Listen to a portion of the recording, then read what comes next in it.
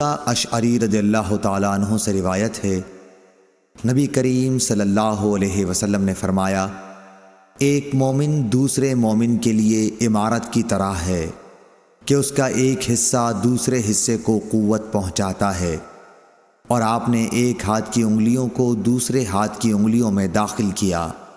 صحیح بخاری حدیث نمبر 481۔ بن سیرین نے حضرت ابو ہریرہ رضی اللہ تعالیٰ عنہ سے روایت کیا ہے، انہوں نے کہا کہ رسول کریم صلی اللہ علیہ وسلم نے ہمیں دوپہر کے بعد کی 2 نمازوں میں سے کوئی نماز پڑھائی، ظہر یا عصر کی۔ ابن سیرین نے کہا کہ حضرت ابو ہریرہ رضی اللہ تعالیٰ عنہ نے اس کا نام تو لیا تھا لیکن میں بھول گیا۔ حضرت ابو ہریرہ رضی اللہ تعالیٰ عنہ نے بتلایا کہ آپ نے ہمیں 2 رکعت نماز پڑھا کر سلام پھیر دیا۔ اس کے بعد ایک لکڑی کی لاٹھی سے جو مسجد میں رکھی ہوئی تھی، آپ صلی اللہ علیہ وسلم ٹیک لگا کر کھڑے ہو گئے۔ ایسا معلوم ہوتا تھا کہ جیسے آپ بہت ہی خفا ہوں، اور آپ نے اپنے دائیں ہاتھ کو بائیں ہاتھ پر رکھا اور ان کی انگلیوں کو ایک دوسرے میں داخل کیا، اور آپ نے اپنے دائیں رخسار مبارک کو بائیں ہاتھ کی ہتھیلی سے سہارا دیا۔ جو لوگ نماز پڑھ کر جلدی نکل جایا کرتے تھے وہ مسجد کے دروازوں سے پار ہو گئے۔ پھر لوگ کہنے لگے کہ کیا نماز کم کر دی گئی ہے؟ حاضرین میں ابو بکر اور عمر رضی اللہ تعالیٰ عنہ بھی موجود تھے، لیکن انہیں بھی آپ سے بولنے کی ہمت نہ ہوئی۔ انہی میں ایک شخص تھے جن کے ہاتھ لمبے تھے اور انہیں ذوالیدین کہا جاتا تھا۔ انہوں نے پوچھا، یا رسول اللہ صلی اللہ علیہ وسلم، کیا آپ بھول گئے یا نماز کم کر دی گئی ہے؟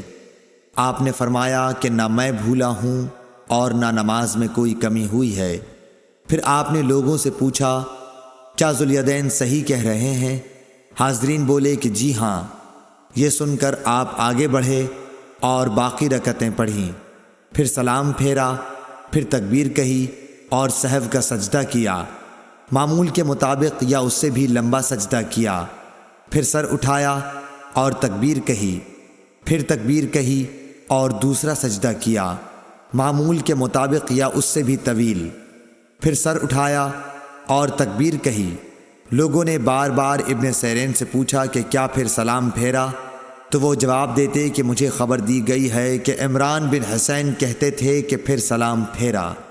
صحیح بخاری حدیث نمبر 482۔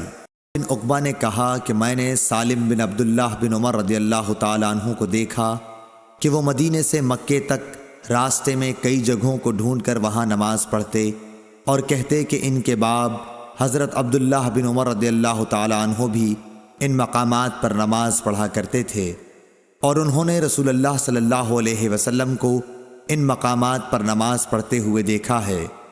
اور موسیٰ بن عقبہ نے کہا کہ مجھ سے نافع نے ابن عمر رضی اللہ تعالیٰ عنہ کے متعلق بیان کیا کہ وہ ان مقامات پر نماز پڑھتے تھے، اور میں نے سالم سے پوچھا تو مجھے خوب یاد ہے کہ انہوں نے بھی نافع کے بیان کے مطابق ہی تمام مقامات کا ذکر کیا، فقط مقام شرف روحا کی مسجد کے متعلق دونوں نے اختلاف کیا۔ صحیح بخاری حدیث نمبر 483۔ عقبہ کو عبداللہ بن عمر رضی اللہ تعالی عنہ نے خبر دی کہ حضرت صلی اللہ علیہ وسلم جب عمرے کے قصد سے تشریف لے گئے اور حجۃ الوداع کے موقع پر جب حج کے لیے نکلے تو آپ نے ذوالحلیفہ میں قیام فرمایا۔ ذوالحلیفہ کی مسجد کے قریب آپ ایک ببول کے درخت کے نیچے اترے، اور جب آپ کسی جہاد سے واپس ہوتے اور راستہ ذوالحلیفہ سے ہو کر گزرتا یا حج یا عمرے سے واپسی ہوتی تو آپ وادی عتیق کے نشیبی علاقے میں اترتے۔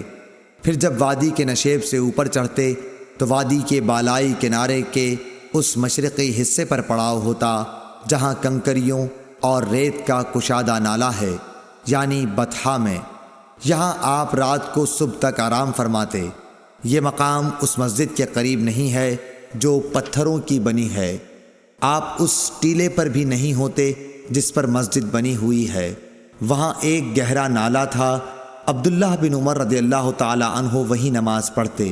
اس کے نشیب میں ریت کے ٹیلے تھے اور رسول اللہ صلی اللہ علیہ وسلم وہاں نماز پڑھا کرتے تھے۔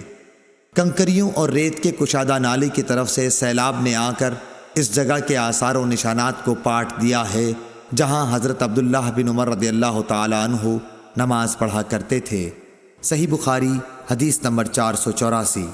عمر رضی اللہ تعالیٰ عنہ نے نافع سے یہ بھی بیان کیا کہ نبی صلی اللہ علیہ وسلم نے اس جگہ نماز پڑھی جہاں اب شرف روحا کی مسجد کے قریب ایک چھوٹی مسجد ہے۔ عبداللہ بن عمر اس جگہ کی نشاندہی کرتے تھے جہاں نبی کریم صلی اللہ علیہ وسلم نے نماز پڑھی تھی۔ کہتے تھے کہ یہاں تمہارے دائیں طرف جب تم مسجد میں قبلہ رو ہو کر نماز پڑھنے کے لیے کھڑے ہوتے ہو، جب تم مدینے سے مکہ جاؤ تو یہ چھوٹی سی مسجد راستے کے دائیں جانب پڑتی ہے۔ اس کے اور بڑی مسجد کے درمیان ایک پتھر کی مار کا فاصلہ ہے یا اس سے کچھ کم زیادہ۔ صحیح بخاری حدیث نمبر 485۔